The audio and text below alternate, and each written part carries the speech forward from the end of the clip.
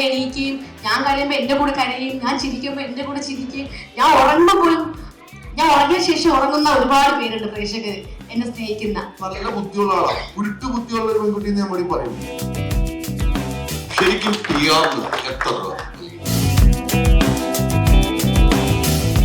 എനിക്ക് മറ്റുള്ളവരുടെ ചെവികാരി അറിയാൻ എനിക്ക് താല്പര്യമില്ല, ആരെയും കുറ്റം പറയാനും താല്പര്യമില്ല.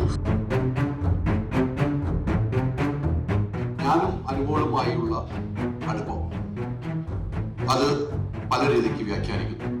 അനുഭവമുള്ള ഫാൻസിന്റെ ആൾക്കാരുണ്ട്, അനുഭവമുള്ള അമ്മയും അച്ഛനും വീട്ടുകാരും ഗുരുവുമായിട്ട് ചേർന്ന് മാറി നിൽക്കണമെന്ന് ആവശ്യപ്പെട്ടു.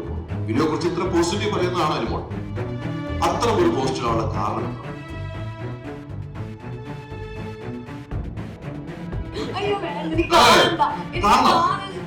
കാണണം.